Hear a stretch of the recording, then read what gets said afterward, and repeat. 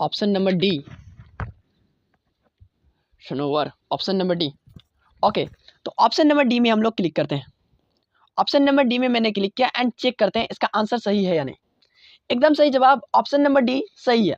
कैसे सही है, अब इसे भी समझना बहुत ज़्यादा ज़रूरी है ताकि हमें कॉन्सेप्ट समझ में आ पाए और इससे रिलेटेड अगर किसी भी तरह का हमारे पास कोई भी क्वेश्चन आता है तो हम उन क्वेश्चंस को सॉल्व कर पाए। तो जो मुकुलक है वो ऑप्शन सही है, लेकिन ऑप्शन नंबर ए, बी और सी ये सही क्यों नहीं था, तो चलिए समझते हैं। जो ऑप्शन नंबर ए था भुस्तारिका, यह पौधों जैसे कि घास में तने का रूपांतरण है जो कायिक जनन करता है, यानी ये कायिक जनन में भाग लेता है भुस्तारिका। ये पौधे घास वगैरह में के लिए होता है। और सल्ककंद जैसे प्याज में, यह भी एक तना है जो जनन में मदद करता है। जो बल्ब है इसका इस्तेमाल बेसिकली जो कायिक प्रबंधन होता है, कायिक प्रबंधन में भुस्तारिका इस्तेमाल में लाया जाता है। नॉर्मली यूँ समझो कि जो ऑफसेट होती है जलकुंभी के, उनसे मुकुलन उनसे नए पौधे का निर्माण होता है। और सल्ककंद में सल्ककंद जो है इसका उदाहरण आ जाता है, यानी कि सल्ककंद बल्ब को कहते हैं हम लोग बेसिकली। जो बल्ब है, बल्ब के द्वारा ही प्याज में नए पौधे उगते हैं। उसके बाद जो प्रकंद वाला हिस्सा है, इससे जो अदरक है उसमें नए पौधे उगते हैं। तो ये सब कायिक प्रबंधन की हिस्सा है। बल्कि जो मुकुलन है ये स्पंज में आता है, जो कि आता है मुकुलन वाला हिस्सा में, यानी कि आंतरिक मुकुलन। मुकुलन दो प्रकार का होता है, एक बाह्य मुकुलन, एक आंतरिक मुकुलन। तो आंतरिक मुकुलन में जेम्यूलस आता है। उस जेम्यूलस जो है एक जनन अंग है जो कि स्पंज का है। स्पंज आंतरिक मुकुलन करता है, तो उसी चीज़ को यहाँ पर ये दिखा रहा है। तो सिंपल समझना है यहाँ पर कि जो हमारा क्वेश्चन था वो क्वेश्चन कह रहा था कि कौन सा पौधा कायिक प्रबंधन के लिए नहीं है, यानी कायिक प्रसार के लिए नहीं है। तो यहाँ पर जो ऑप्शन है वो मुकुलक होगा, जेम्यूलस होगा। क्यों होगा, क्योंकि जो भुस्तारिका है, सल्ककंद है और प्रकंद है, ये सभी कायिक प्रबंधन में भाग लेते हैं। बल्कि उसके अलावा जो मुकुलक है यानी जेम्यूलस है, ये मुकुलन का हिस्सा है, ना कि कायिक प्रबंधन का है। इसलिए ये आंसर सही है, एकदम सही जवाब आप लोग का। चलिए अगले क्वेश्चन की ओर बढ़ते हैं। अगला क्वेश्चन है कि निम्नलिखित में से कौन सा कथन असत्य है। ऑप्शन ए है मार्केंसिया के मादा अथेलस के एंथेरिडियोफोर पर एंथेरिडिया रहते हैं। ये बड़ा अजीब ऑप्शन आपको लग रहा होगा, लेकिन इंटरेस्टिंग है। कारा उभयलिंगीसराई है। उभयलिंगीसराई का मतलब होता है एक ही जीव पर नर और मादा दोनों के गुण का होना। ऑप्शन नंबर सी है द्विगुणित जीन अर्धसूत्री विभाजन के बाद युग्मक बनाते हैं। और ऑप्शन नंबर डी है क्लेमाइडोमोनास में अलैंगिक चल बीजाणु बनते हैं। तो बताइए इसका कौन सा ऑप्शन सही होगा। फटाफट क्वेश्चन नंबर 2 का ऑप्शन करेक्ट आंसर जो भी होगा वो लगाइए। चलिए फटाफट इसका आंसर आप लोग लगाइए।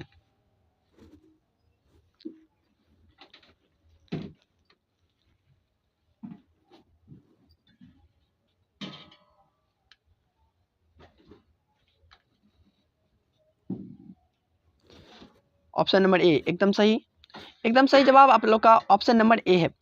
जो मार्केंसिया है, मार्केंसिया में जो मादा के थैलस होते हैं उसमें एंथेरिडियोफोर पर एंथेरिडिया रहते हैं। ये कथन गलत है, ये नहीं होता है। बल्कि जो ऑप्शन नंबर ए है एंथेरिडिया नर जनन अंग होता है। जैसे कि यहाँ पर ऊपर वाला कह दे दिया कि जो मादा थैलस के एंथेरिडियोफोर है उस पर जो है एंथेरिडिया होता है, यानी कि वो ऑप्शन कहना चाह रहा है कि मादा जनन अंग जो होता है वो एंथेरिडिया होता है, जबकि ये बात गलत है। नर जो होता है, नर जननांग, वो होता है एंथेरिडिया और नर थैलस पर ये पाया जाता है, मादा थैलस पर नहीं। इसलिए यह कथन गलत है और इसीलिए वो ऑप्शन सही होगा। बाकी का जो ऑप्शन था जैसे कि कारा, यह एक सवाल है जो प्रायः उभयलिंगी सराई होता है, यानी नर और मादा अंग एक ही पौधे पर उपस्थित होते हैं। और ऑप्शन नंबर सी जो था वो था युग्मक निर्माण। द्विगुणित जीवों में अर्धसूत्री विभाजन से ही अगुणित युग्मक बनते हैं, ये सही कथन है। उसके बाद क्लोमाइडोमोनस में अलैंगिक चल बीजाणु बनते हैं, ये भी ऑप्शन बिल्कुल सही है। तो जो ऑप्शन नंबर ए था एकदम करेक्ट है आप लोग का। चलिए अब नेक्स्ट क्वेश्चन की ओर हम लोग बढ़ते हैं। नेक्स्ट क्वेश्चन है निम्नलिखित में से किस पौधे को बंगाल का आतंक कहा जाता है। आई होप कि इस क्वेश्चन का आप लोग हर एक कोई इस क्वेश्चन का इजीली आंसर दे पाओगे। निम्नलिखित में से किस पौधे को बंगाल का आतंक कहा जाता है। ऑप्शन नंबर ए है जलकुंभी, ऑप्शन नंबर बी है बांस, ऑप्शन नंबर सी है लेंटाना, ऑप्शन नंबर डी है पार्थेनियम। तो फटाफट इस क्वेश्चन का आप लोग आंसर लगाइए। ऑप्शन नंबर ए आ रहा है, ऑप्शन नंबर ए एकदम सही जवाब आप लोग का कि बंगाल का जो आतंक है वो जलकुंभी को कहा जाता है। चलिए इसके आंसर को चेक करते हैं। एकदम सही जवाब है कि जलकुंभी को ही बंगाल का आतंक कहा जाता है। जलकुंभी रुके हुए पानी में बहुत तेजी से बढ़ती है और पानी से ऑक्सीजन खींच लेती है, जिससे मछलियां मर जाती है। इसे इसके सुंदर फूलों के लिए भारत लाया गया था, लेकिन यह मुसीबत बन गया है। अगर मान लो 2 नंबर क्वेश्चन में ये क्वेश्चन पूछ दे कि आखिर जलकुंभी को बंगाल का आतंक क्यों कहा जाता है, तो आप उसे बता सकते हो कि जो जलकुंभी पौधा है वो रुके हुए पानी में बहुत ही तेजी से अपनी जनसंख्या को बढ़ाता है और पानी से ऑक्सीजन खींच लेता है। इसके कुछ अलग तरह के दुष्प्रभाव हैं, यानी इससे हानियां भी हो सकती हैं, जैसे वहाँ रहने वाले जलीय जीव यानी जल में रहने वाले जीव जैसे मछली वगैरह मरने लगते हैं। इस जलकुंभी जो पौधा है ये एक विदेशी पौधा है। इसको भारत लाया गया था सुंदर फूलों की वजह से, लेकिन ये अब मुसीबत बन चुका है। चलिए अगला क्वेश्चन का आंसर दीजिए कि निम्नलिखित में से कौन लघु बीजाणुधानी का हिस्सा नहीं है। ऑप्शन ए है अंतस्थीसियम, ऑप्शन बी है टेपिटम, ऑप्शन सी है बाह्य त्वचा और ऑप्शन डी है बीजांड द्वार। तो फटाफट इस क्वेश्चन का आप लोग आंसर लगाइएगा। चलिए फटाफट इस क्वेश्चन का आप लोग आंसर लगाइए कि इस 4 नंबर का करेक्ट आंसर कौन सा होगा। शोएब बाबू बोल रहे हैं option number D, option number D, option number D एकदम करेक्ट आंसर है कि बीजांड द्वार लघु बीजाणुधानी का हिस्सा नहीं है। बीजांड द्वार लघु बीजाणुधानी की परतें, उसमें बाह्य त्वचा पाया जाता है, उसके बाद अंतस्थीसियम पाया जाता है और मध्य परत पाया जाता है और टेपिटम भी पाया जाता है। ये 4 परत होते हैं लघु बीजाणुधानी के, जबकि बीजांड द्वार यह बीजांड का हिस्सा है जहां से पराग नलिका प्रवेश करती है। यह नर भाग का हिस्सा नहीं है। तो आपको यहाँ पे कॉन्सेप्ट समझ में आ जाना चाहिए कि लघु बीजाणुधानी जो है इनके 4 परतें होती हैं। पहला परत का नाम है बाह्य त्वचा, दूसरा का अंतस्थीसियम और तीसरा का मध्य परत और चौथा का टेपिटम। एंड देन जो बीजांड द्वार है ये बीजांड का हिस्सा है जिससे पराग नलिका प्रवेश करती है, ना कि नर भाग का। चलिए नेक्स्ट क्वेश्चन की ओर बढ़ते हैं। अगला क्वेश्चन हमारा है निम्नलिखित में से कौन अंड समुच्चय से नहीं जुड़ा है। सहायक कोशिका यानी सहायक कोशिका भी कहते हैं इसे, और ऑप्शन बी है अंड कोशिका, ऑप्शन सी है प्रतिव्यासांत कोशिका एंटीपोडल कोशिका, और ऑप्शन डी है तंतु रूप समुच्चय। तो बताइए कि क्वेश्चन नंबर 5 का आंसर क्या होगा। तो फटाफट इस क्वेश्चन का आंसर दीजिए। ऑप्शन नंबर सी एकदम सही जवाब। अंड समुच्चय के उसके बारे में हम लोग समझने की कोशिश यहाँ पर करेंगे। तो इसके आंसर को हम चेक करते हैं। तो जो अंड समुच्चय है यह बीजांड के बीजांड द्वार की तरफ होता है। इसमें एक अंडाणु और 2 सहायक कोशिकाएं होती है। तो क्या है इसका मतलब नहीं समझ में आया। चलिए हम इसको एक फिगर की तरह देखते हैं। तो क्वेश्चन कौन सा था उसको पहले देखते हैं, उसके बाद हम उसको डायग्राम में देखेंगे। क्वेश्चन नंबर 5 में चलते हैं पहले फटाफट। क्वेश्चन नंबर 5 में जो था वो बात हो रहा था अंड समुच्चय के बारे में, ठीक है। तो चलिए हम आपको फिगर दिखाते हैं। आपको ये बीजांड का फिगर दिख रहा है। इस बीजांड के फिगर में आपको नीचे में यहाँ पर बीच में 3 कोशिकाएं दिख रही हैं। ये 3 कोशिकाओं में सबसे ऊपर वाला कोशिका जो है ये अंड कोशिका है, और नीचे उपस्थित 2 कोशिका इसको बोलते हैं सहायक कोशिका, और ऊपर स्थित 3 कोशिका वो व्यासांग कहलाती है और बीच में जो कोशिका है ये ध्रुवी केंद्र की कहलाती है। अब जो हमारा क्वेश्चन था उसके बारे में चलते हैं, उस क्वेश्चन पे चलते हैं और चीज़ों को समझते हैं कि आखिर उस क्वेश्चन का आंसर ये कैसे हुआ। तो हमारा क्वेश्चन था कि अंड समुच्चय का हिस्सा नहीं है। तो जो अंड समुच्चय है, यहाँ आप ध्यान से अगर देखें, अंड समुच्चय हम बोल रहे हैं अंड कोशिका और सहायक कोशिका दोनों को मिला के, यानी नीचे वाले तीनों कोशिकाओं के हिस्से को हम लोग अंड समुच्चय के नाम से जान रहे हैं। ठीक है, तो अंड समुच्चय का वही सहायक कोशिका होगा और अंड कोशिका होगा। उसके अलावा बाकी के जितने हैं वह सभी के सभी जो होंगे वो अंड कोशिका, जो अंड समुच्चय हैं उनके हिस्सा नहीं होंगे। तो यही बात बताया गया कि यह बीजांड के बीजांड द्वार की तरफ होता है। इसमें एक अंड कोशिका और दो सहायक कोशिका होती है। और बात करते हैं तंतुरूप समुच्चय की, तो यह सहायक कोशिका में होता है, यानी तंतुरूप समुच्चय जो है ये सहायक कोशिका के अंदर उपस्थित होता है। और प्रतिव्यासांत कोशिका यह निभाग की तरह होती है, अंड समुच्चय से अलग, पूर्ण रूप से अलग ऊपर की ओर। चलिए नेक्स्ट क्वेश्चन की ओर बढ़ते हैं। नेक्स्ट क्वेश्चन है घास के बीज में प्रसल्क एस्क्यूलेटम को क्या कहते हैं? जो घास का बीज होता है उसमें प्रसल्क एस्क्यूलेटम को क्या कहा जाता है? ये सब जो क्वेश्चन कुछ आ रहे हैं ये क्वेश्चन हैं 11th क्लास के। तो फटाफट इस क्वेश्चन के आंसर आप लोग देने की कोशिश कीजिए। शोएब बाबू बोले good night everyone, good night sir. तो फटाफट जितने लोग लाइव में जुड़े हुए हैं प्लीज क्वेश्चन का आंसर देने का कोशिश कीजिएगा। घास के बीज में प्रसल्क एस्क्यूलेटम को क्या कहते हैं? भ्रूणपोष कहते हैं, बीज पत्र कहते हैं, बीज आवरण कहते हैं, भ्रूणीय अक्ष कहते हैं। तो आंसर आ रहा है कि ऑप्शन नंबर बी। तो चलिए ऑप्शन नंबर बी पे लगाते हैं और आंसर चेक करने की कोशिश करते हैं। तो आपका आंसर एकदम सही है कि आंसर होगा बीज पत्र, यानी घास के बीज में प्रसल्क यानी एस्क्यूलेटम को जो है बीज पत्र कहते हैं। एक बीज पत्री जैसे घास परिवार में जो बीज पत्र है ढाल के आकार का होता है और इसे एस्क्यूलेटम कहते हैं।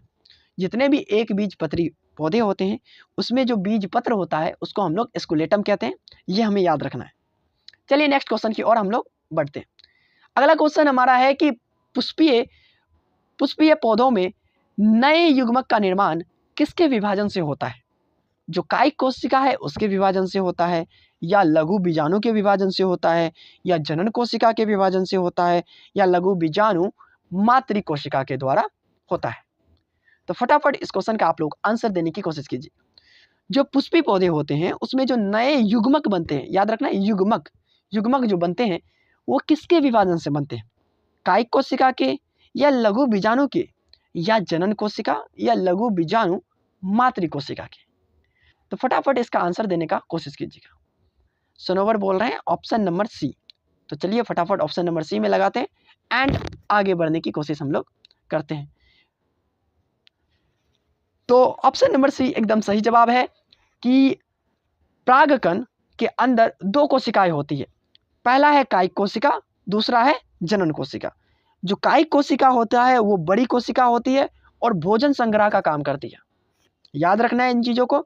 जो परागकण होते हैं, कौन सा परागकण, उनके अंदर दो तरह की कोशिका होती है। एक होती है कायिक कोशिका और एक होती है जनन कोशिका। जो कायिक कोशिका होती है वो आकार में बड़ी होती है और भोजन संग्रह का काम करती है, जबकि जो दूसरा कोशिका है जनन कोशिका, जेनरेटिव सेल, ये आकार में छोटी होती है और ये समसूत्री विभाजन करके दो नर युग्मक का निर्माण करती है, जैसा कि आप इस फिगर में देख पाएंगे।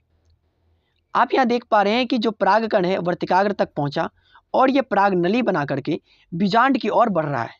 एंड बीजांड की ओर बढ़ने पर इसमें वैसे दिखाया नहीं गया है सहायक कोशिका, तो मैं आपको यूं ही ऐसे ही बता देता हूँ।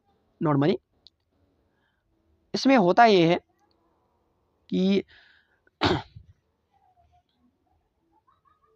इसमें नॉर्मली होता ये है कि जो कायिक कोशिका है वो होते हैं स्टार्टिंग में और जनन कोशिका होते हैं साइड में। कायिक कोशिका नॉर्मली क्या करता है, जो पराग नली है उसको दिशा दिखाने का काम करता है और पोषक तत्व प्रदान करता है, और पीछे उपस्थित जो जनन कोशिका है वो कोशिका विभाजन करके दो नर युग्मक का निर्माण कर लेगा, जो फर्स्ट मेल गैमेट और सेकेंड मेल गैमेट के नाम से जाना जाएगा। तो चलिए अब हम नेक्स्ट टॉपिक की ओर बढ़ते हैं, यानी नेक्स्ट क्वेश्चन की ओर बेसिकली बढ़ते हैं। तो हम लोग अब बढ़ रहे होंगे क्वेश्चन नंबर 8 की ओर। क्वेश्चन नंबर 8 है, सगर्भता के कितने माह के बाद भ्रूण के पाद एवं उंगलियां विकसित होती है? यानी जो प्रेगनेंसी है, प्रेगनेंसी शुरू होने के कितने महीने के बाद जो बच्चे होते हैं भ्रूण में उपस्थित, उनमें उंगलियां और पैर विकसित होना शुरू कर देती हैं। तो आंसर आ रहा है ऑप्शन नंबर डी। तो चलिए फटाफट ऑप्शन नंबर डी में आंसर लगा करके आगे बढ़ने की कोशिश करते हैं, पर अफसोस की बात है कि ऑप्शन नंबर ए सही होगा। तो ऑप्शन नंबर ए सही होगा। तो इसमें आपको कुछ कॉन्सेप्ट्स याद रखने हैं जो कि आपके एग्ज़ाम के लिहाज से आपको फ़ायदा पहुंचाने का काम करेगा। कि जो पहला महीना होता है उसमें हृदय बनता है। क्या याद रखना है? जो पहला महीना होता है उसमें हृदय बनता है, और जो दूसरा महीना होता है उसके अंत तक में, लास्ट तक में पाद और उंगलियां विकसित हो जाती है, और तीसरा महीना यानी पिछली तिमाही प्रमुख अंगतंत्र बनना शुरू हो जाता है। आपको ये चीज़ें याद रखनी है। पहला महीना में हृदय, दूसरा महीना में पाद और उंगलियां विकसित हो जाती है, और तीसरा महीना में प्रमुख अंगतंत्र बन जाते हैं। चलिए अगले क्वेश्चन की ओर हम लोग बढ़ते हैं। अगला क्वेश्चन है, निम्नलिखित में से कौन भारी मात्रा में प्रोजेस्टेरॉन स्रावित करता है? निम्नलिखित में से कौन भारी मात्रा में प्रोजेस्टेरॉन नाम का जो हार्मोन है उसको स्रावित करता है? तो फटाफट इसका आंसर देने का आप लोग कोशिश करेंगे। चलिए इसका आंसर दीजिए फटाफट। ऑप्शन ए है ग्राफीपुटक, ऑप्शन बी है श्वेतपिंड, ऑप्शन सी है पीतपिंड, और ऑप्शन डी है प्राथमिक पुटक। तो फटाफट इसका आंसर देने का आप लोग कोशिश कीजिएगा। ऑप्शन नंबर सी एकदम कॉर्पस ल्यूटियम जो है प्रोजेस्टेरॉन नाम का हार्मोन को स्रावित करता है। तो चलिए, अंडोत्सर्ग के बाद ग्राफीपुटक फटकर पित्तपिंड यानी कि कॉर्पस ल्यूटियम में बदल जाता है। यह गर्भावस्था बनाए रखने के लिए भारी मात्रा में प्रोजेस्टेरॉन हार्मोन स्रावित करते हैं। एकदम बात सही है। चलिए इनको एक चित्र के द्वारा यूं ही समझने की हम लोग कोशिश करते हैं। ये हम लोग यहाँ देख पा रहे हैं कि ये प्राथमिक पुटक है, ये द्वितीयक पुटक है, ये तृतीयक पुटक है, ये ग्राफी पुटक है। ग्राफी पुटक के फटने के बाद यहाँ पर द्वितीयक अंडाणु बाहर निकला है, एंड द्वितीयक अंडाणु के बाद ये एक हिस्सा बच जाता है, यानी अंडाणु बाहर निकलने के बाद जो खोखला हिस्सा बचा, इस खोखला हिस्सा को बोलते हैं कॉर्पस ल्यूटियम। अब ये जो कॉर्पस ल्यूटियम है ये प्रोजेस्टेरॉन नाम के हार्मोन को स्रावित करते रहता है। ये प्रोजेस्टेरॉन नाम के हार्मोन को तब तक स्रावित करता रहेगा जब तक ये निश्चित नहीं हो जाता है कि अब निषेचन होगा या नहीं होगा। अगर निषेचन हो जाता है तो ये प्रोजेस्टेरॉन हार्मोन को स्रावित करता ही रह जाएगा कंटिन्यूसली। लेकिन अगर जो निषेचन है वो नहीं होता है, जो कि ज़्यादातर केसेस में नहीं होते हैं, तो उस केस में होगा ये कि जो कॉर्पस ल्यूटियम है ये प्रोजेस्टेरॉन हार्मोन के स्राव को कम करेगा और धीरे धीरे कॉर्पस ल्यूटियम में बदलता जाएगा और धीरे धीरे खत्म हो जाएगा, नष्ट हो जाएगा। आई होप कि आप इससे समझे होंगे, और जब हम इस कॉन्सेप्ट पे आएंगे, इस टॉपिक पे आएंगे, तो और ज़्यादा इनके बारे में डिस्कस करेंगे। चलिए अब हम लोग नेक्स्ट और सबसे अंतिम MCQ क्वेश्चन की ओर बढ़ रहे हैं। तो सबसे लास्ट वाला क्वेश्चन है, अंडो उत्सर्ग के पश्चात अंडाणु किस कोशिका समूह से घिरा होता है? यानी अंडो उत्सर्ग होने के बाद सबसे लास्ट में जब अंडोत्सर्ग निकल गया, अंडाशय से बाहर अंडाणु निकल गया, द्वितीयक अंडाणु, तो जो द्वितीयक अंडाणु है उसके सबसे आउटर, सबसे बाहरी परत को क्या कहेंगे, ये आपको बताना है। तो पहला है कोरोना रेडिएटा, दूसरा है option B zona pellucida, option number C है कनिकाम्य कोशिका, ऑप्शन नंबर डी है प्रवारक स्तर यानी थीका लेयर। तो बताइए कि कौन सा ऑप्शन सही होगा। ऑप्शन नंबर ए एकदम सही आंसर है आपका कि ऑप्शन नंबर ए सही होगा, यानी कोरोना रेडिएटा। अंडो उत्सर्ग के समय जो द्वितीयक अंडाणु निकलता है तो वह अड़िये किरीट यानी कि कोरोना रेडिएटा नामक कोशिकाओं की परत से घिरा हुआ होता है, जिसे जो जोना पेलोसिडा इसके अंदर होते हैं। तो मेरे पास स्लाइड्स होंगे तो मैं उन स्लाइड से आपको दिखाने की कोशिश करूँगा। थोड़ा इसके लिए आप लोग वेट कीजिएगा, तो इसमें होगा। चलिए मैं आपको दिखाने की कोशिश करता हूँ।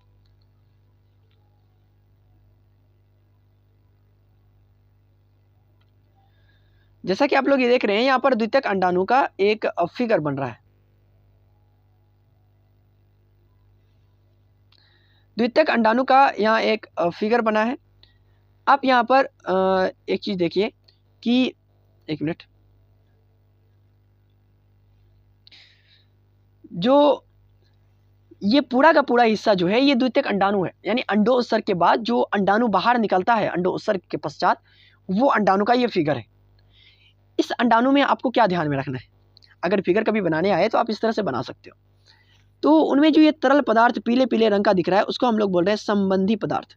ये करता क्या है, ये इसका बेसिकली काम है, ये केमिकल की तरह मान लो, एक एंजाइम की तरह मान लो, जो कोरोना रेडिएटा को जोड़ करके रखता है। सबसे आउटर लेयर होता है कोरोना रेडिएटा, उस कोरोना रेडिएटा के सबसे अंदर में होता है जोना पेलुसिडा, उस जोना पेलुसिडा के अंदर अलग लेयर होता है जिसको बोलते हैं पेरिवाइटेलिन, एंड देन अदर्स लेयर्स इसके अंदर होते हैं। तो चलिए देख लेते हैं स्लाइड को घसका के।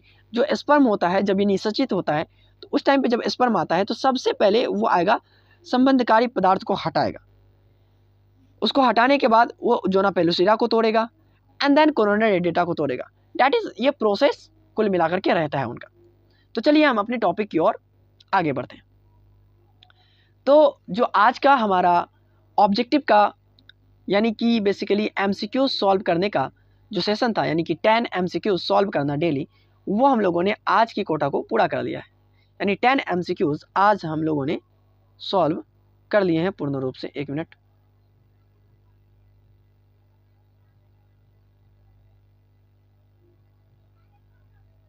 एक मिनट, ठीक है, अब सही है। चलिए अब हम लोग शॉर्ट क्वेश्चंस की ओर बढ़ते हैं। तो शॉर्ट क्वेश्चंस में मेनली हम लोग जो है कुल मिलाकर के 5 क्वेश्चंस को सॉल्व करने की कोशिश करेंगे। तो चलिए सबसे पहला जो हमारा क्वेश्चन है वो है मानव वंशावली विश्लेषण में नर मादा मैथुन एवं समरक्त मैथुन के लिए प्रयुक्त प्रतीक को बनाएं।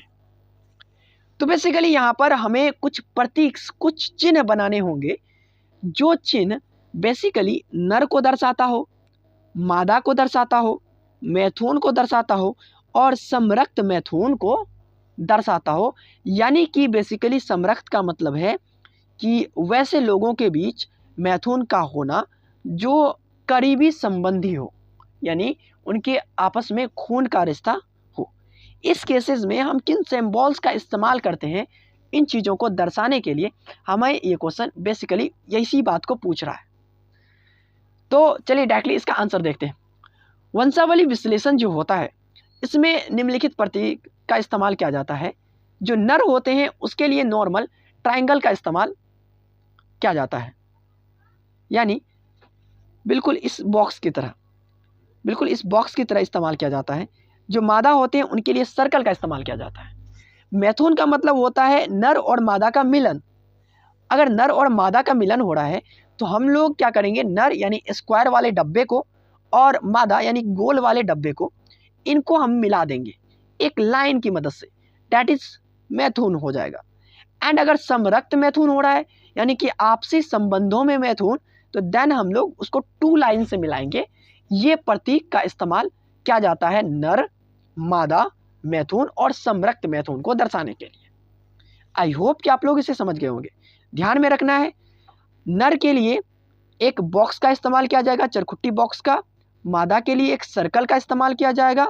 मैथुन में क्या किया जाएगा, नर और मादा को एक लाइन से ड्रॉ करके मिला दिया जाएगा। एंड समरक्त मैथुन में उसको डबल लाइन से मिला दिया जाएगा। ठीक है, अब हम लोग नेक्स्ट क्वेश्चन की ओर बढ़ सकते हैं। तो जो नेक्स्ट क्वेश्चन है वो आता है कि प्लाज्मिड PBr 322 की संरचना को दर्शाए। यानी आपको एक प्लाज्मिड जिसका नाम है PBr 322, उनकी संरचना को आपको दर्शाना है, उनके फिगर्स को बनाना है। उनके फिगर्स को बनाने से पहले उनके बारे में कुछ बातें पढ़ लेते हैं। जो PBR322 है, सबसे पहले बनाया गया मानव निर्मित यानी कृत्रिम क्लोनिंग संवाहक है, आर्टिफिशियल क्लोनिंग वेक्टर है। इसमें कुछ खास चीज होते हैं। क्या होते हैं? पहला होता है ROI। ये क्या है?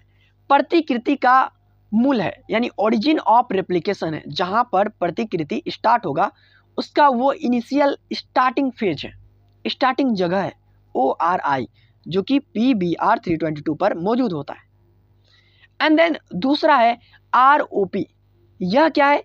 यह प्लाज्मिड के प्रोटीन को कोड करता है, यानी PBR322 के लिए जितने भी प्रोटीन्स होंगे उनके लिए जो कोडिंग होगा वो ROP वाला हिस्सा करेगा। एंड देन आता है प्रतिजैविक प्रतिरोधी जीन, यानी एंटीबायोटिक रेजिस्टेंस जीन। ये दो होते हैं, एम्पिसिलिन प्रतिरोधी यानी ampicillin resistance gene and tetracycline resistance gene. Ampicillin को हम लोग AMPR लिखते हैं और टेट्रासाइक्लिन को TTR लिखते हैं। इसके यानी PBR322 की संरचना में कई सारे रिस्ट्रिक्शन एंजाइम्स मिलते हैं और रिस्ट्रिक्शन साइट्स मिलते हैं, प्रतिबंधन स्थल मिलते हैं, जैसे EcoR1, BAMH1, CAL1 and HIND3, PST1, SAL1, PB1, PBU1 and PBU2। ये सारे चीज बेसिक हमें प्लाज्मिड PBR322 के संरचना में देखने के लिए मिलते हैं। चलिए उनके संरचना को अब थोड़ी एक निगाह में देखने की हम लोग कोशिश करते हैं। तो ये आपको एक संरचना दिख रही है प्लाज्मिड PBR322 की। इसमें आपको ध्यान देने की जरूरत है कि इसमें दो प्रतिबंधन एंजाइम्स हैं, एक एम्पिसिलिन रेजिस्टेंस जीन एंड एक टेट्रासाइक्लिन रेजिस्टेंस है। इनके फिगर्स को याद रखने का ये बेहतर तरीका है। सबसे पहले आप याद रखिए कि एम्पिसिलिन और टेट्रासाइक्लिन रेजिस्टेंस जीन इस पर मौजूद होता है। किस पर? PBR322 प्लाज्मिड पर मौजूद होता है। तो सबसे पहले ampicillin resistance gene and tetracycline resistance gene को आपको दर्शाना होगा। देन उनके बीच में याद रखना एक हिस्सा होता है, ठीक है। अब आपको क्या करना है, इन हिस्सों पर मौजूद जितने भी रिकॉग्निशन साइट्स हैं, ठीक है, उन साइट्स को बेसिकली दर्शा देना है, रिस्ट्रिक्शन एंजाइम्स की मदद से दर्शा देना है। जैसे सबसे बीच वाला हिस्सा, उस पे HIND3 भी होता है, CAL1 भी होता है और EcoR1 भी होता है। ये आपको सीक्वेंस में याद रखना है कि टेट्रासाइक्लिन, एम्पिसिलिन और टेट्रासाइक्लिन के बीच में एक हिस्सा होगा, उस हिस्से पर 3 प्रतिबंधन स्थल होंगे, उसको हम लोग बोलेंगे EcoR1, CAL1 एंड HIND3। इन तीनों को आपको दर्शा देना है। उसके बाद जो एम्पिसिलिन है उस पे PBU1 एंड PST1 को दर्शाना है। देन टेट्रासाइक्लिन पे BAMH1 और SAL1 को दर्शाना है। अगर आप इतना कर लेते हो देन आपका ओवरऑल पूरा का पूरा डायग्राम होपफुली कंप्लीट हो जाता है। उसमें अब आपको क्या करना है, करना ये है कि आपको अब एम्पिसिलिन के बाद गैप देना है, यानी जो एम्पिसिलिन वाला आप लोगों ने यहाँ से यहाँ तक ड्रॉ किया था, उसके बाद आपको एक बीच वाला हिस्सा में गैप देना है। वो सिर्फ डब्बा बना देना है, उस पर किसी भी तरह का कोई भी नामकरण नहीं करना है। इसी तरह से टेट्रासाइक्लिन के बगल वाले डब्बा का भी डायग्राम बना देना है, बट उसका किसी तरह का नामकरण नहीं करना है। एंड उस खाली डब्बे के बगल में ORI बनाना है, एंड उस टेट्रासाइक्लिन के बगल वाले खाली डब्बे के बगल में एक डब्बा बनाना है जिसको हम लोग ROP नाम देंगे, एंड उसी डब्बे को PBU2 के नाम से भी जानेंगे। देन ORI एंड ROP के बीच में एक खाली डब्बा दे देंगे। चलिए फिर से समझते हैं हुआ क्या। इस चीज़ों को, इस डायग्राम को याद रखने का बेहतर तरीका है कि आप ज़्यादा से ज़्यादा प्रैक्टिस करो। 2-3 बार बनाओगे तो चीज़ें और ज़्यादा क्लियर होने लगेंगी, आपको याद होने लगेंगे, चीज़ें समझ में आने लगेंगी कि कौन सा चीज़ कहाँ था, कैसे बनेगा, सारी बातें आपको समझ में आने लगेंगी। तो चलिए फिर से समझने की कोशिश करते हैं। आपको करना बेसिकली ये है कि सबसे पहले एक 2 सर्कल बनाने हैं एंड उसमें ampicillin resistance gene and tetracycline resistance gene को दर्शाना है। जैसे आप इतना करते हो तो बीच में एक हिस्सा छूट जाएगा, सबसे ऊपर वाला हिस्सा। उस हिस्सा में आपको EcoR1, CAL1 एंड HIND3 को दर्शा देना है। तो यहाँ पर आपके आधे काम पूरे हो चुके होंगे, आधे काम कंप्लीट हो चुके होंगे। देन आपको एम्पिसिलिन रेजिस्टेंस जीन पर PST1 और PBU1 को दर्शाना होगा। देन आना होगा टेट्रासाइक्लिन पर, जिस पर BAM-H1 एंड SAL1 को दर्शाना होगा। देन होपफुली इतना करने के बाद आपका लगभग डायग्राम कंप्लीट है 90%। एंड उसके बाद क्या करना है, उसके बाद करना बस इतना है कि एम्पिसिलिन के बाद एक खाली डब्बा छोड़ना है एंड टेट्रासाइक्लिन के बाद एक खाली डब्बा छोड़ना है। एंड उस दोनों खाली डब्बे के बगल में एक डब्बा बनाना है। एम्पिसिलिन वाले साइड वाले खाली डब्बे के बगल में जो डब्बा बना है उसको ORI नाम देंगे। एंड टेट्रासाइक्लिन के बगल वाला जो खाली डब्बा था उसके बगल में जो डब्बा बना है उसको ROP नाम देंगे। एंड एक नाम से दर्शा देंगे उसको PBU2 के नाम से। एंड देन बीच में एक खाली जगह बच जाएगा, इसका हम किसी तरह का कोई नामकरण नहीं करेंगे। तो हमारा एक स्ट्रक्चर बन के रेडी हो जाएगा जो कि PBR322 का स्ट्रक्चर होगा। आई होप कि आपको इतना समझ में आ गया होगा। मैंने काफ़ी आराम से आपको हर एक बात समझाने की कोशिश की। चलिए अब हम नेक्स्ट क्वेश्चन की ओर बढ़ते हैं। जो नेक्स्ट क्वेश्चन है दोस्तों, नेक्स्ट क्वेश्चन है कि पुंकेसर तथा स्त्री केसर को नामांकित चित्र द्वारा परिभाषित करें। यानी कि एक फिगर बनाना है, किसका, पुंकेसर का और स्त्री केसर का भी।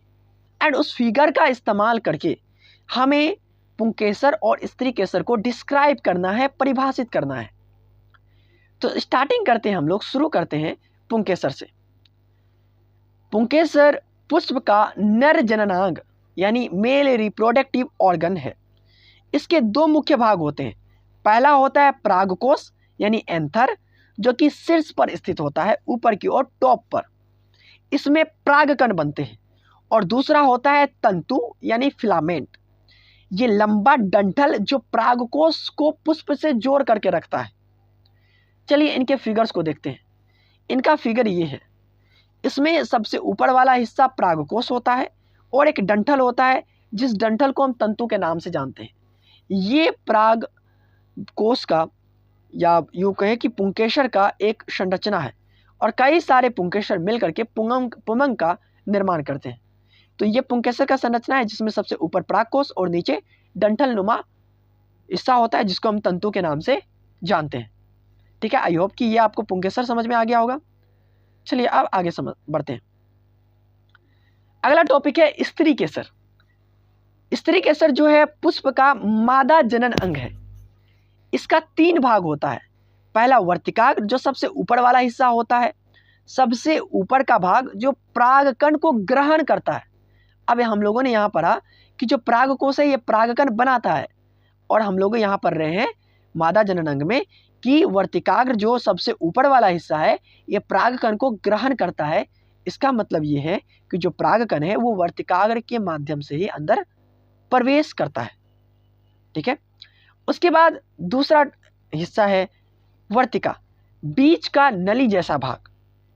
ये बीच का नली जैसा हिस्सा होता है। एंड ऑप्शन नंबर जो हिस्सा है उसका तीसरा हिस्सा है अंडाशय, सबसे नीचे का फूला हुआ भाग जिसको बीजांड कहते हैं, सॉरी जिसमें बीजांड होता है उसको अंडाशय कहते हैं। तो फिगर यहाँ आपको दिख रहा होगा स्त्री केसर का। यहाँ पर सबसे ऊपर वाला हिस्सा वर्तिकाग्र कहलाता है, डंठल नुमा हिस्सा वर्तिका कहलाता है, एंड बीच वाला नीचे वाला फूला हुआ हिस्सा अंडाशय कहलाता है। एंड अंडाशय के अंदर में बीजांड होता है और अंडाशय जिस पर टिका हुआ होता है उस हिस्से को पुष्पासन कहते हैं। मेनली स्त्री केसर का 3 ही हिस्सा होता है, वर्तिकाग्र, वर्तिका और अंडाशय। आई होप कि आपको इतना समझ में आ गया होगा। देन अब हम लोग आगे बढ़ सकते हैं। चलिए अगला क्वेश्चन है कि निम्नांकित को केवल नामांकित चित्र द्वारा दर्शाएं। 2 चीजें हैं, जीवाणु कोशिका में द्विविखंडन और समसूत्री कोशिका विभाजन की मेटाफेज अवस्था। तो इनको सॉल्व करने से पहले एक मैंने कमेंट देखा कि sir next day digital board पर पढ़ाइएगा। तो देखो ना ही डिजिटल बोर्ड पे पॉसिबल नहीं है, इसका प्रॉब्लम, इसमें कुछ प्रॉब्लम्स है। रीज़न ये है कि देखो डिजिटल बोर्ड के लिए इन्वर्टर है नहीं, तो बीच बीच में लाइन भागेगा जो कि इरिटेटिंग होगा, तो उसमें सही नहीं होगा। तो मोबाइल है तो मोबाइल है कि on off the best thing, इसमें लाइन जाने की कोई खतरा नहीं है, चार्ज रहेंगे एंड चलते रहेंगे। ठीक है, तो हम लोग कंटिन्यू अपनी पढ़ाई को करते रह पाएंगे। डिजिटल बोर्ड में क्या होगा कि उसमें इन्वर्टर है नहीं अभी हमारे पास, तो उसमें प्रॉब्लम होंगे, बीच में लाइन चले जाएंगे तो पढ़ाई डिस्टर्ब होगा। तो ठीक है, अगले क्वेश्चन को हम लोग सॉल्व करते हैं, जिसमें हम लोग सबसे पहले जीवाणु कोशिका में द्वि विखंडन को देखेंगे। बेसिकली जैसे आप लोग अमीबा के बारे में पढ़े थे, अमीबा एक कोशिका, एक जनक होता है बेसिकली। अब वो जनक अपने केंद्रक का विभाजन करेगा एंड देन वो अपनी संततियों का निर्माण करेगा एंड उनके संतति उनके जनकों के समान होंगे। उसी के जैसा ही सेम जीवाणु में यानी बैक्टीरिया में भी होता है। बैक्टीरिया में जो फ्यूजन होता है, विखंडन होता है, वो द्विविखंडन होता है। चलिए हम डायग्राम से समझते हैं, उससे पहले उनके बारे में पढ़ लेते हैं। जीवाणु अलैंगिक जनन करते हैं, जिसमें एक कोशिका दो समान पुत्री कोशिका में बट जाती है। तो आप डायग्राम में देख पाओगे कि पहले जनक कोशिका था एंड उसके अंदर केंद्रक मौजूद है।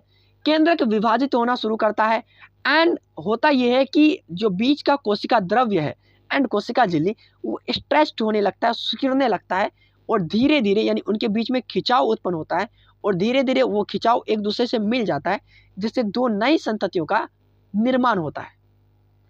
और हाँ, एक बात आपको ध्यान में रखना होगा, आप लोग को डायरेक्टली, क्योंकि कई सारे स्टूडेंट्स ऐसे हैं जो डायरेक्टली 12th पढ़ रहे हैं, तो उसके लिए जो 11th नहीं पढ़े हैं उसके लिए मैं बता दूं कि जो केंद्रक विभाजन होता है ये एक खुद में एक बहुत बड़ा टॉपिक से होते हैं। ठीक है, तो ये अलग अलग स्टेप्स में होते हैं, उन्हीं स्टेप्स के बारे में अगला क्वेश्चंस भी है। ठीक है, तो इसमें मुख्य रूप से 4 फेज होते हैं। एक होता है प्रोफेज, एक मिनट मैं क्या करता हूँ,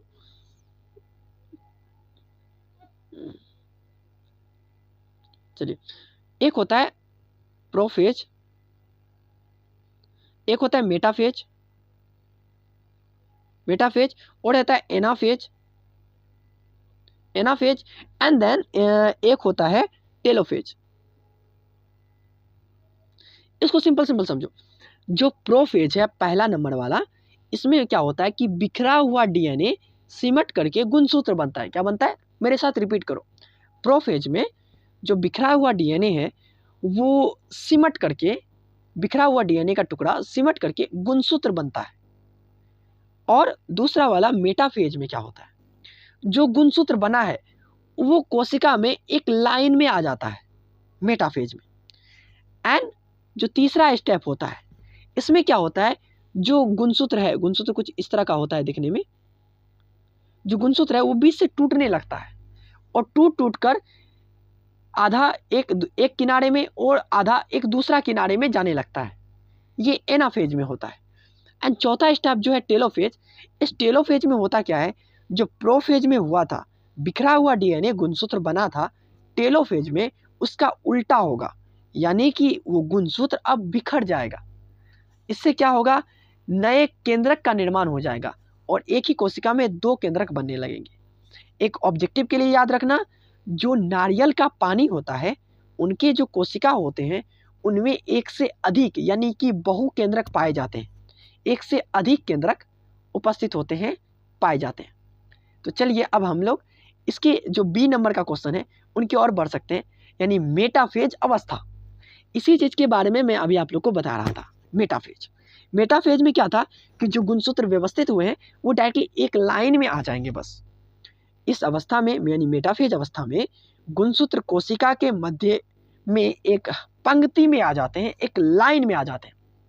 आप इस फिगर में उसको देख पा रहे होंगे, गुणसूत्र बना है, 2 ध्रुव भी बने हैं, लेकिन जो गुणसूत्र हैं वो एक लाइन में खड़े हो जाएंगे। एंड एक वो जो लाइन है वो एक काल्पनिक लाइन है, ओरिजिनली वैसा कोई लाइन होता नहीं है, वो एक इमेजिनरी लाइन है। हमें ऐसा लगता है, हमें दिखता है कि गुणसूत्र एक लाइन में है, तो वहाँ जो एक लाइन ड्रॉ होता है उस लाइन को हम लोग मध्यवर्ती प्लेट के नाम से, मेटाफेज प्लेट के नाम से जानते हैं। ठीक है, आई होप कि आप लोग समझ गए होंगे, गुणसूत्र कुछ इस तरह का ही दिखता है। तो मेटाफेज की अवस्थाओं को हम लोगों ने डायग्राम से समझ लिया है। अब हम नेक्स्ट क्वेश्चन की ओर बढ़ने के लिए रेडी हैं। तो एक चीज़ के लिए हमें माफ़ कीजिएगा कि जो क्वेश्चंस नंबर्स हैं उनके सीक्वेंसेस थोड़े डिफरेंट हैं, यानी कि यहाँ क्वेश्चन नंबर 15 है एंड यहाँ पर 34 है, इसमें थोड़ी प्रॉब्लम्स अगर आपको हो रही हो तो हमें माफ़ कीजिएगा, नेक्स्ट टाइम से इनमें सुधार कर दिया जाएगा। ठीक है, 1 2 3 4 ही कर दिया जाएगा तो बेहतर रहेगा। अगला क्वेश्चन है कि मानव अंडाशय के अनुप्रस्थ काट का स्वच्छ नामांकित चित्र बनाएं। यहाँ डायरेक्टली बात यह है कि मानव का जो अंडाशय होता है उनका एक स्वच्छ नामांकित चित्र को दर्शाना है हमें। तो चलिए उनके एक चित्र को हम लोग ध्यान से देखते हैं और समझने की कोशिश करते हैं। ठीक है, कौन कमेंट कर रहा है, 1 मिनट देख लेते हैं।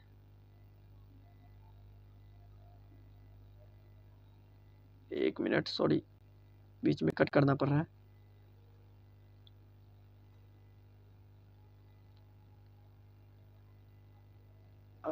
ठीक है, ठीक है, मैं एक बार कमेंट देख लेता हूँ।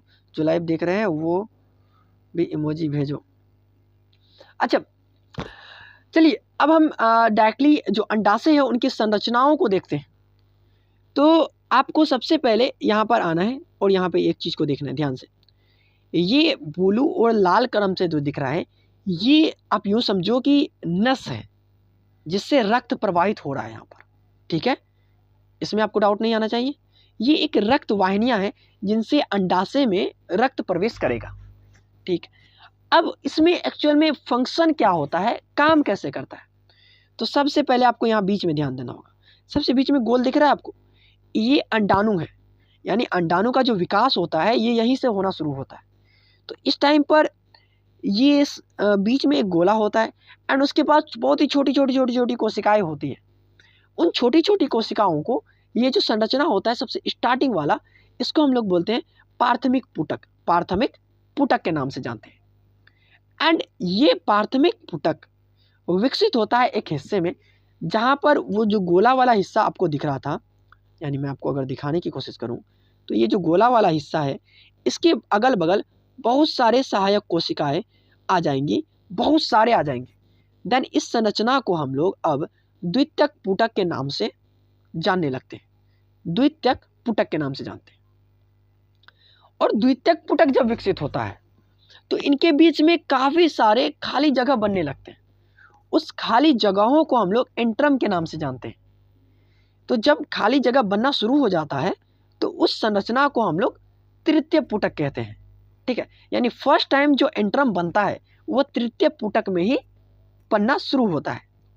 एंड वो जो बहुत सारे खाली खाली जगह बन रहे थे, एक टाइम ऐसा आएगा कि सारी खाली जगह एक जगह हो जाएंगी, यानी पूरे के पूरे पुटक में सिर्फ एक ही जगह होगा जहाँ पर खाली जगह उपस्थित होंगे। तो वैसे अवस्था को, वैसे जगहों को हम लोग ग्राफी पुटक के नाम से जानते हैं। आपको याद रखना है ग्राफी पुटक, इसमें एंट्रम की संख्या बस एक ही होती है। ठीक है, ये पूर्ण रूप से अब परिपक्व हो चुका है। जब ये ग्राफी पुटक परिपक्व हो जाता है तो ये फट जाते हैं और फटने के बाद इसके बीच में उपस्थित ये अंडाणु बाहर निकल जाते हैं। और जब ग्राफी पुटक से द्वितीयक अंडाणु बाहर निकलता है, इसी प्रोसेस को हम लोग अंडो उत्सर्ग के नाम से जानते हैं। आई होप कि आप लोग समझ गए होंगे। सबसे स्टार्टिंग में बना प्राथमिक पुटक, प्राथमिक पुटक से द्वितीयक पुटक, द्वितीयक पुटक से तृतीय पुटक, तृतीय पुटक से ग्राफी पुटक, ग्राफी पुटक परिपक्व होकर के अंडाणु को बाहर निकालता है। उस अंडाणु को हम लोग द्वितीयक अंडाणु कह रहे थे। ठीक है, द्वितीयक अंडाणु को जो निकाला, इसी प्रोसेस को यानी ग्राफी पुटक परिपक्व होकर के जब द्वितीयक अंडाणु को बाहर निकालता है, इसी प्रक्रिया को हम लोग अंडो उत्सर्ग के नाम से जानते हैं। ठीक है, ग्राफी पुटक फटा, अंडाणु बाहर निकला, बाकी का जो हिस्सा बचा है वो हिस्सा एक हिस्से में तब्दील हो जाता है जिसको हम लोग कॉर्पस ल्यूटियम यानी पित्तपिंड के नाम से जानते हैं। ये प्रोजेस्टेरोन नाम के हार्मोन को स्रावित करना शुरू करता है। अगर निषेचन नहीं होता है तो जो पित्तपिंड है, कॉर्पस ल्यूटियम है, ये कॉर्पस एल्बिकन्स में तब्दील होने लगता है और धीरे धीरे ये खत्म होने लगता है, धीरे धीरे ये नष्ट होने लगता है। आई होप कि आपको जो ये डायग्राम है ये समझ में आ गया होगा कि एक्चुअल में कहाँ क्या हुआ, कैसे हुआ। एंड यहाँ पे एक बात लिखी होगी है, यहाँ पर मैट्रिक्स एंड स्ट्रोमा। इसका क्या मतलब है, देखो कहीं पर भी चाहे माइटोकॉन्ड्रिया हो या फिर कोई भी कोशिका हो, उसमें कोई भी तरल पदार्थ अगर भरा हुआ है तो उसको बोलते हैं मैट्रिक्स, ठीक है, या एस्ट्रोमा भी कहते हैं। तो जो एस्ट्रोमा है, जो मैट्रिक्स है, उसको हम लोग यहाँ पर दो हिस्सों में बांटते हैं, यानी जो अंडाशय है उसके अंदर दो हिस्सों में बांटते हैं, एक है कार्टेक्स, एक है मेडुला। अंदर में उपस्थित तरल पदार्थ दो प्रकार के हैं, कार्टेक्स और मेडुला। साइड साइड पाए जाने वाले तरल पदार्थ को हम लोग कार्टेक्स बोल रहे थे, और सेंटर में बीच में पाए जाने वाले तरल पदार्थ को मेडुला कहेंगे। आई होप कि आपको ये डायग्राम समझ में आ गया होगा। अगर किसी तरह का इस डायग्राम से आपको रिलेटेड कोई भी डाउट है तो आप हमें बेझिझक पूछ सकते हो। तो जो हमारा 2 नंबर वाला क्वेश्चन था, यानी कि लघु उत्तरीय प्रश्न, वो आज का कोटा फुल हो चुका है। अब हम डायरेक्टली जो लॉन्ग क्वेश्चन एंड आंसर है उनकी ओर बढ़ सकते हैं। आई होप कि आप लोग अभी तक बोर नहीं हुए होंगे एंड आप लोग को मज़ा आ रहा होगा। एंड मैं समझता हूँ कि पढ़ने वाले बच्चे को बोरिंग नहीं होना चाहिए एंड उसमें थोड़ा एनर्जेटिक होना चाहिए, क्योंकि हम जब लगातार किसी भी काम को करते हैं तो थोड़ी सी बोरपन आ ही जाता है। तो हमें थोड़ा प्रोडक्टिव होना पड़ेगा, थोड़ा साथ देना पड़ेगा। तो हम लोग अब दीर्घ उत्तरीय प्रश्न की ओर बढ़ रहे हैं, जिसमें हम लोग मेनली 2 क्वेश्चंस को सॉल्व करने की कोशिश करने वाले हैं। सबसे पहला है सूक्ष्म प्रबंधन। तो मैं आपको पहले बता दूं कि जो सूक्ष्म प्रबंधन है ये टिश्यू कल्चर में आता है, यानी उत्तक संवर्धन में आता है, ठीक है। तो आपको वही समझना है कि सूक्ष्म प्रबंधन बोल रहा है या उत्तक संवर्धन बोल रहा है, that is same but different but still same. चलिए क्वेश्चन को पढ़ते हैं एंड समझने की कोशिश करते हैं। तो क्वेश्चन है कि सूक्ष्म प्रबंधन क्या है, इस विधि द्वारा पादपों के उत्पादन के मुख्य लाभ क्या हो सकते हैं, ठीक है। तो इनके डेफिनेशंस को पहले हम लोग देखते हैं।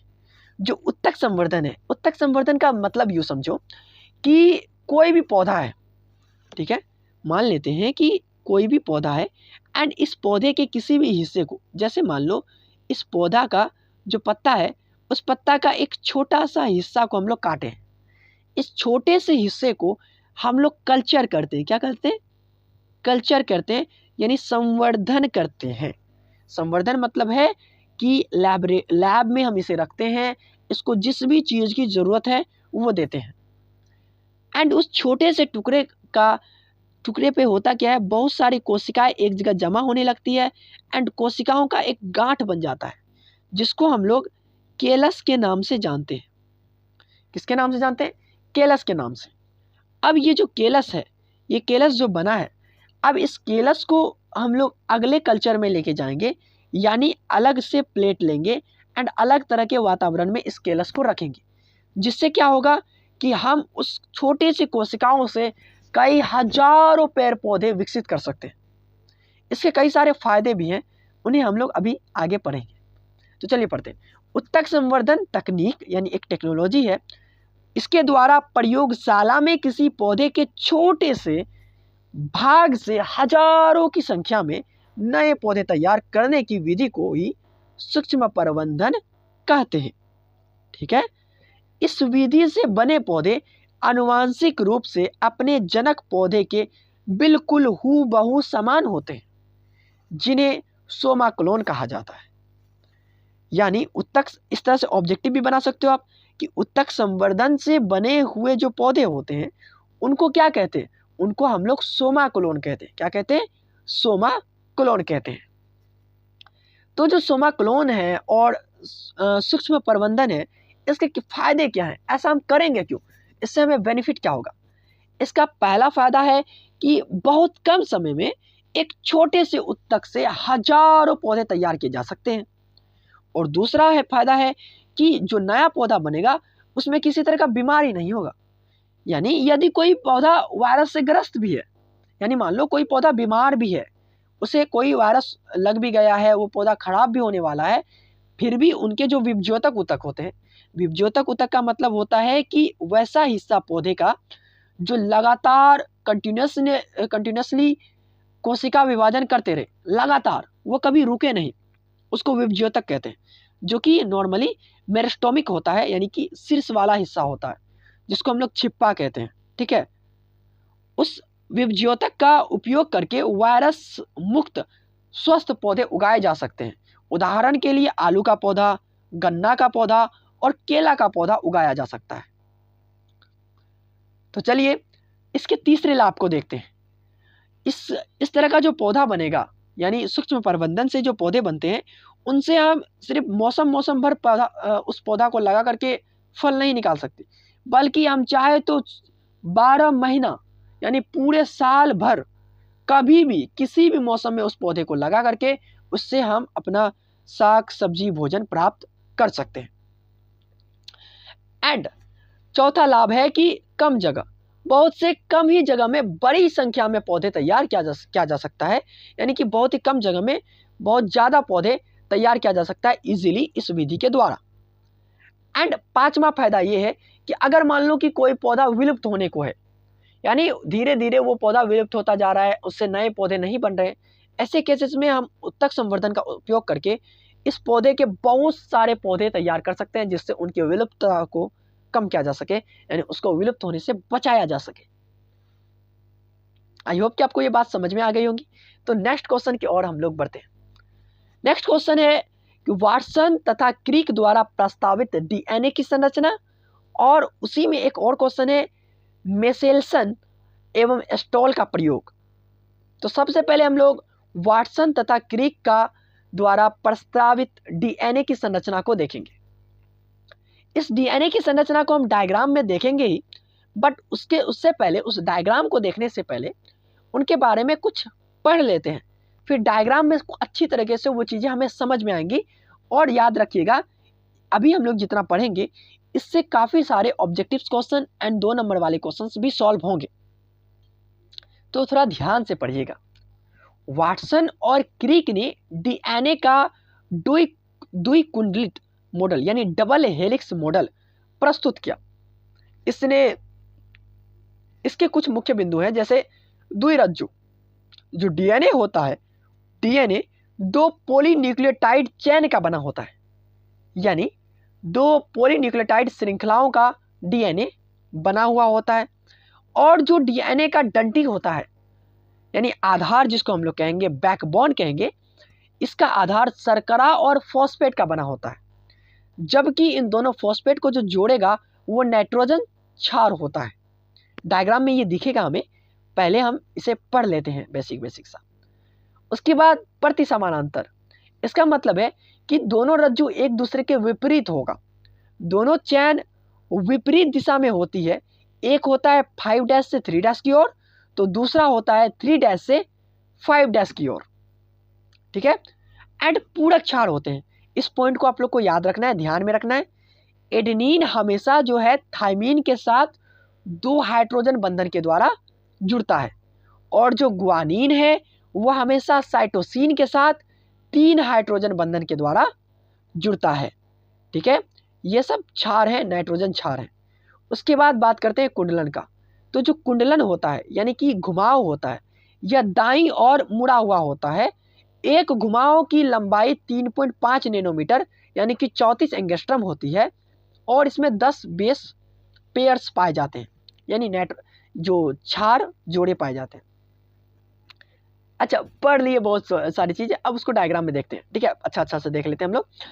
तो डायग्राम में आपको ये देखना है कि आपको जो ये हिस्से दिख रहे हैं, इसको हम लोग डीएनए कहते हैं।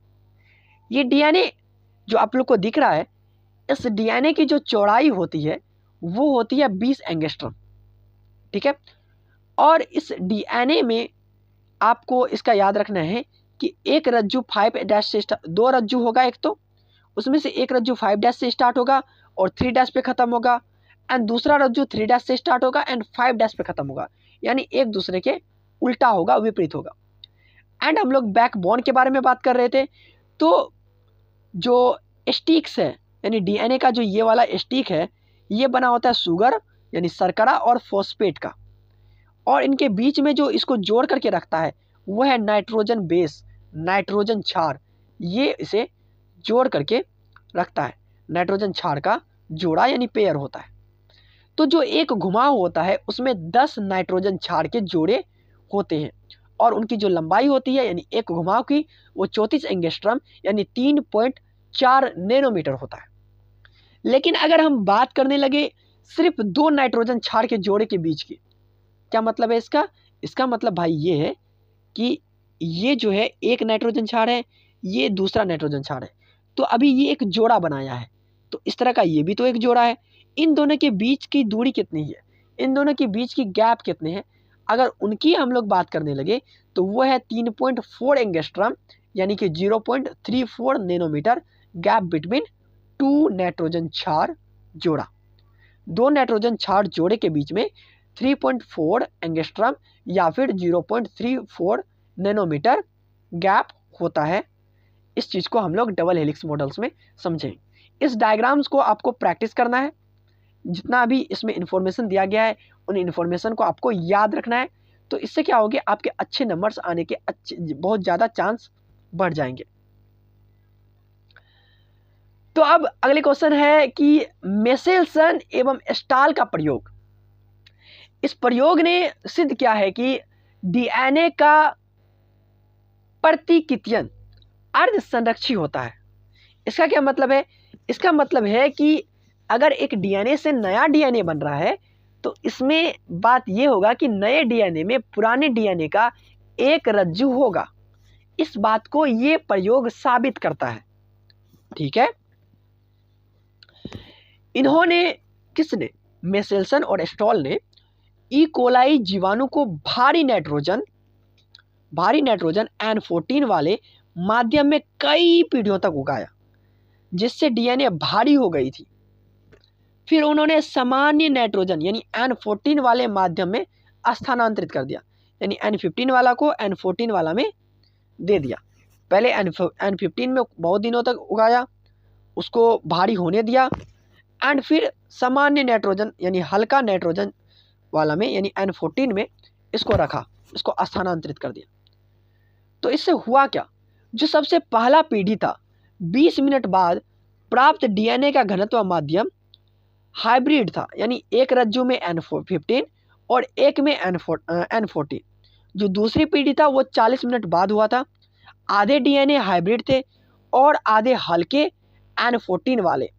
इससे साबित हुआ कि डीएनए बनते समय एक रज्जु पुराना होता है और एक नया होता है। चलिए इसको हम डायग्राम से समझते हैं। देखो ये जो है डीएनए, ये शुरुआत वाला है, इसमें दोनों N15 है। ठीक है, दोनों का दोनों N15 है, ये भी N15 है, नाइट्रोजन क्षार। अब जो है इसको स्थानांतरित कर दिया गया एक ऐसे वातावरण में जहां पर N14 उपस्थित है। तो ये डीएनए रेप्लिकेशन किया, यानी दो डीएनए का निर्माण किया, ये डीएनए एंड ये डीएनए। इसमें हुआ क्या, इसमें हुआ ये कि इनका जो दो डीएनए था वो दोनों डीएनए दोनों रज्जु अलग अलग हो गया, यानी एक N15 इस पर आ गया एंड एक N15 इस पर आ गया। बाकी का दोनों में एक एक रज्जु नया बना है, और नया जो बना है ये किस तरह के कल्चर में बना है, ये बना है N14 वाले कल्चर में। तो उस वाले रज्जु में भी N14 वाला कल्चर आ जाएगा, तो ये हाइब्रिड हो गया ना।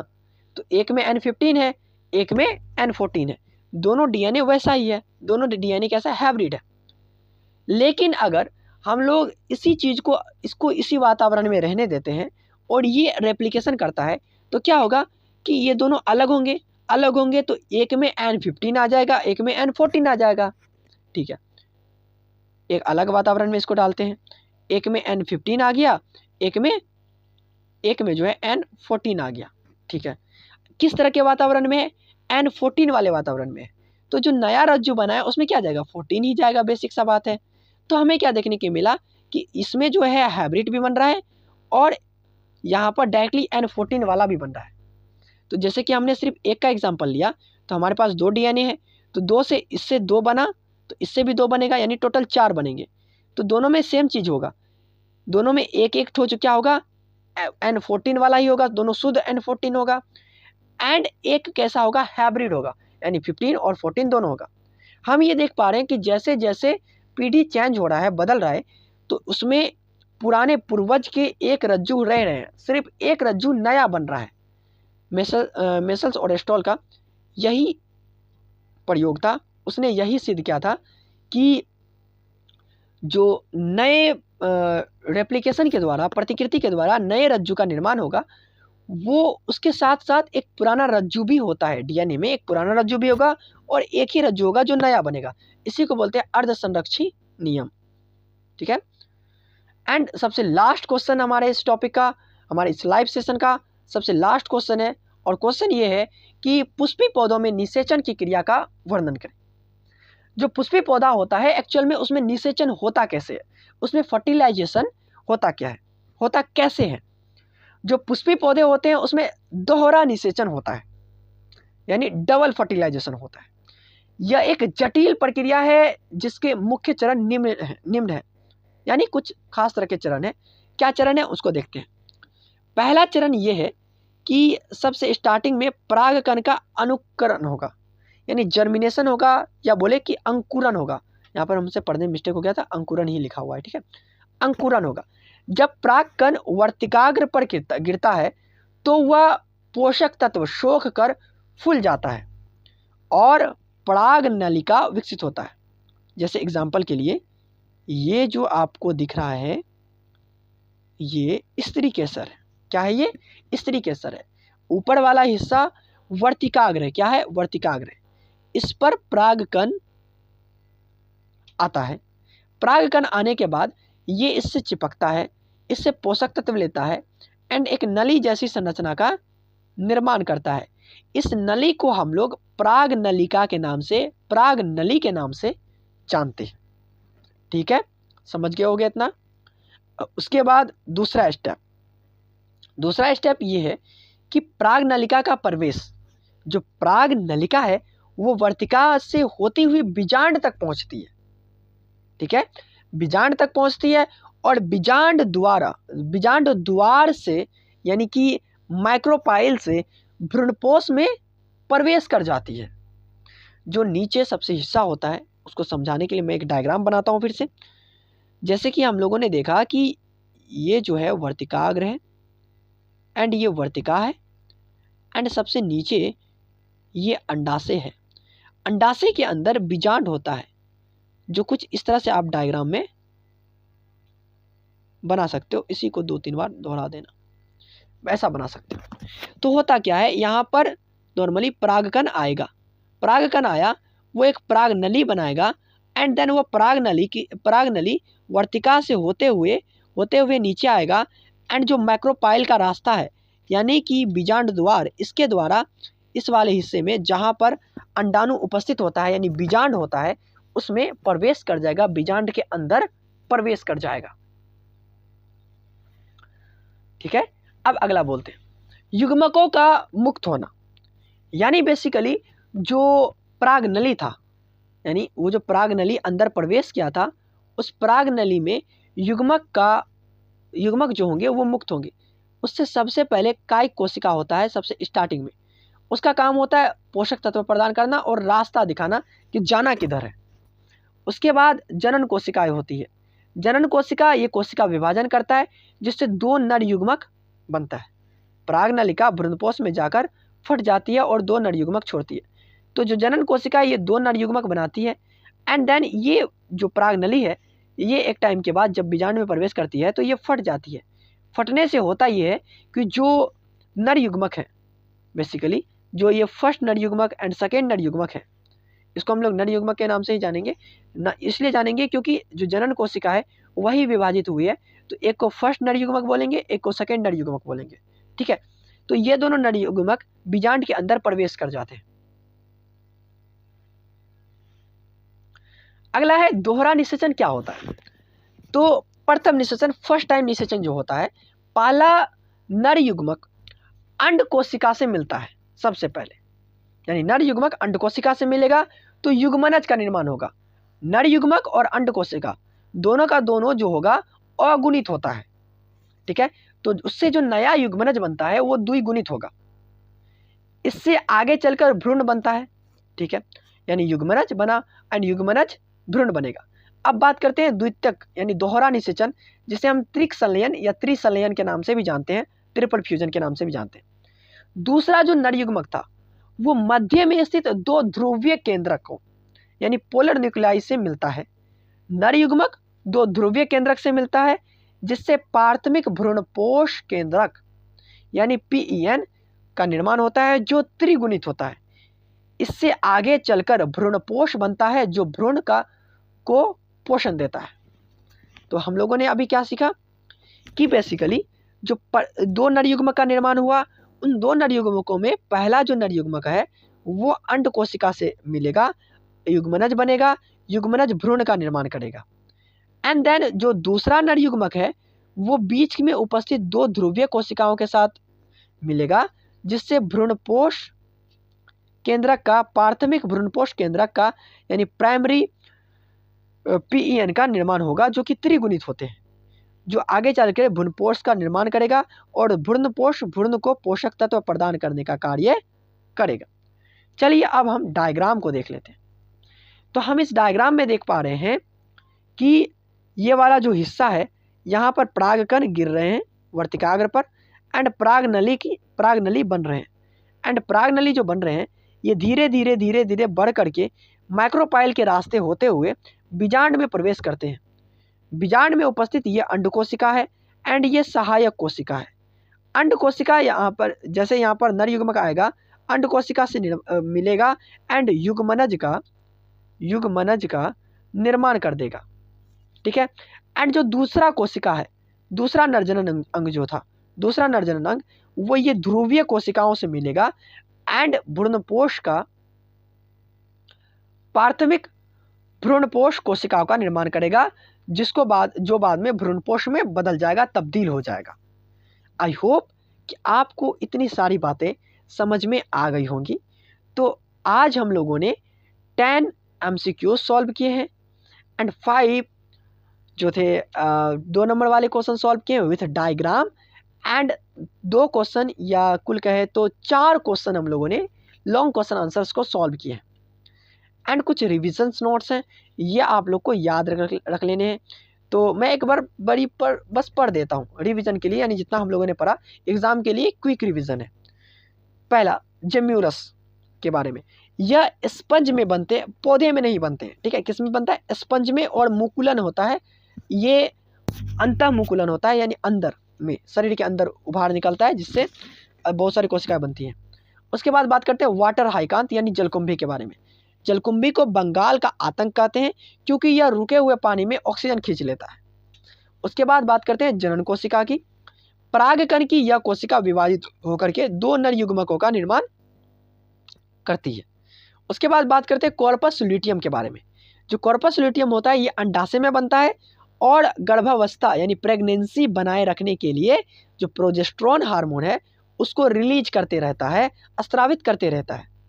उसके बाद PBR 322 जो है यह एक ई कोलाई क्लोनिंग वेक्टर है, जो कि प्रथम सबसे स्टार्टिंग वाला है, जिसमें एम्पिसिलिन और टेट्रासाइक्लिन रेजिस्टेंस जीन पाया जाता है, प्रतिरोधी जीन पाया जाता है। और दोहरा निषेचन के बारे में हम लोग पढ़े। जो आवृतबीजी पौधा होता है, यानी फूल देने वाला पौधा जिसका बीज फल से ढका हुआ होता है, वो आवृतबीजी पौधा का विशिष्ट लक्षण है। क्या? दोहरा निषेचन। इसमें क्या होता है? सिंगेमी और ट्रिपल फ्यूजन दोनों होते हैं, यानी कि नॉर्मली नॉर्मल निषेचन और द्वितीयक निषेचन दोनों होता है, त्रिनिषेचन दोनों होता है। यानी सिंपल समझो कि जो पहला नर युग्मक है वो अंड कोशिका से भी मिलता है, और जो दूसरा नर युग्मक है वो ध्रुवीय कोशिकाओं से जाकर के भी मिलता है, दोनों चीज़ होता है। उसके बाद DNA मॉडल, वाटसन और क्रिक ने 1953 ईस्वी में ये मॉडल दिया था। ठीक है, DNA का, कि एडेनिन हमेशा थाइमिन के साथ डबल बॉन्ड के साथ जुड़ेगा और ग्वानिन साइटोसिन के साथ ट्रिपल बॉन्ड के साथ जुड़ेगा। उसके बाद बात कर रहे हैं सूक्ष्म प्रबंधन का। तो वायरस मुक्त पौधे उगाने के लिए सबसे बेहतर तरीका है कि विभज्योतक संवर्धन द्वारा इसका ये काम किया जाए। तो अमृत बेच का ये पहला क्लास था, एंड पहले क्लास को हम लोगों ने सक्सेसफुली बहुत सारे टॉपिक्स कवर किए हैं। तो क्या आपके इनमें कोई डाउट्स भी हैं? तो अब आप लोग हमसे डाउट अपने पूछ सकते हो, N1 आप हमसे डाउट पूछ सकते हो। तो मैंने अभी अपना कैमरा भी ऑन कर लिया, वैसे लाइट आ नहीं रही है क्लियर, मैं साइड चेंज करता हूँ। ठीक है, तो अगर आपको कोई भी डाउट है तो उन डाउट्स को आप यहाँ पूछ सकते हो। अगर आपके डाउट्स हैं तो डाउट को पूछ सकते हो, अदरवाइज़ हम लाइव को अब बंद कर सकते हैं, क्योंकि हम लोगों ने अपने टारगेट को अचीव कर लिया है, जो कि हमारा टारगेट डेली का है 10 MCQs और short question and long questions को सॉल्व करने का। वो टारगेट हम लोगों ने अचीव कर लिया है। तो क्या आपके कोई डाउट हैं, कोई सवाल हैं, तो आप हमसे पूछ सकते हैं ताकि हम उनके आंसर दें और आगे बढ़ें। और हाँ, मैं आपको एक चीज़ बताना चाहूँगा कि आपको जिस चीज़ से मैं पढ़ा रहा हूँ, इसे मैं वेबसाइट पे अपलोड करके आपको लिंक प्रोवाइड कर दूँगा इसी वीडियो के डिस्क्रिप्शन में। उसमें थोड़ा टाइम लग सकता है, बट मैं आपको रिसोर्सेज प्रोवाइड कर दूँगा ताकि आप एग्ज़ाम से पहले या फिर जब आप चाहो तब उसका रिवाइज़िंग कर सकते हो।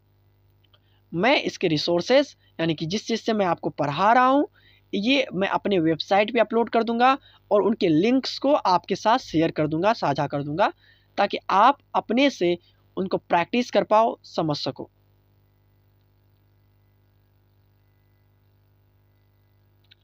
तो आज के लिए बस इतना ही रहने देते हैं। आज के लिए बस इतना ही रहने देते हैं। मिलते हैं नेक्स्ट वीडियो में एंड नेक्स्ट लाइव में एंड नेक्स्ट क्लास में। तब तक के लिए जय हिंद।